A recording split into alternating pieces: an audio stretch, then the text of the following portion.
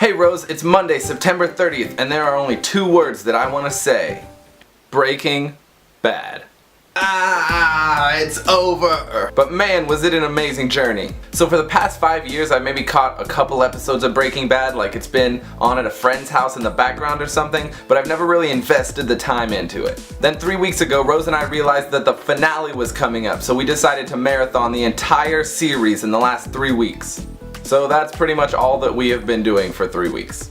Which is really my favorite way to watch a TV show. The downside is you don't really get to be part of the community as the show is coming out, but the upside, especially with a show like Breaking Bad, is all the details of the show are fresh in your mind with every episode. But it has consumed our lives! We would have mentioned it before in our videos, but I know how you trolls on the internet are.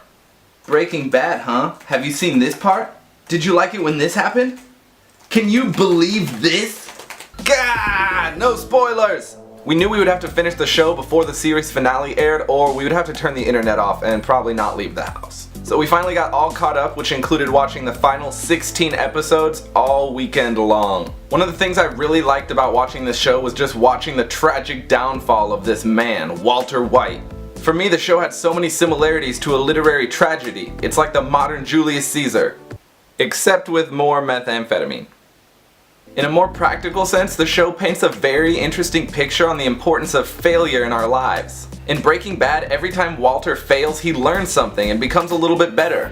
Unfortunately for him, because of the line of work that he has decided to take, with every growth he makes, he ends up pushing himself deeper and deeper into a dangerous industry where his failures end up costing him more and more. However, for us, and by us I mean people who are striving to accomplish something that isn't an illegal and highly dangerous line of work. For us, failure is what pushes us to become better. Most people are terrified of failure. The thought of doing something wrong or making a mistake is considered one of the worst things that could happen in your life. And I think that is just plain stupid. And not only stupid, but kinda lazy. When everything is going right, life is easy. It doesn't take much work. But when you make a mistake and fail, you have to fix it. You have to make it right, and that takes more energy, so we don't like to do that. But you know what else that extra work does? It makes you better! To me, failing is really where the most effective learning takes place. There are really only two ways that someone can fail. The first is if you just give up. If you get taken over by the fear of failure and you quit striving to accomplish your goals, then you have failed. The second way to fail is by not learning from your mistakes. Like I said, making mistakes is the greatest opportunity you will have to learn. But if you keep making the same mistake again and again, then you have missed that opportunity to learn something. Learning from your mistakes definitely takes work.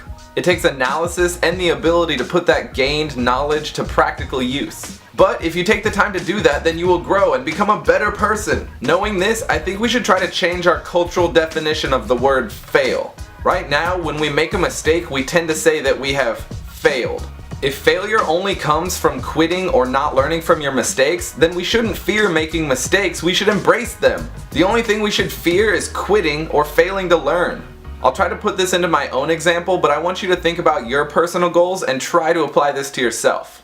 I absolutely love making these YouTube videos. I've tried to do many things in my life, and so far making these videos is what I enjoy doing the most. I've only been doing this for a few months, so clearly I have a long way to go, but I have still learned a lot. When I try something new on our channel, I pay attention to the response from our viewers. You guys. If people respond well, then I know that I've learned something useful. But if people don't respond well, or worse, respond negatively, then I don't just say I've failed and throw in the towel. If I do something right, maybe I've learned, but maybe I was just lucky. If I do something wrong and fix it, then I've grown. But I don't consider it failing. In my mind, I would only fail if I continued to do something that was going poorly, or if I just gave up altogether.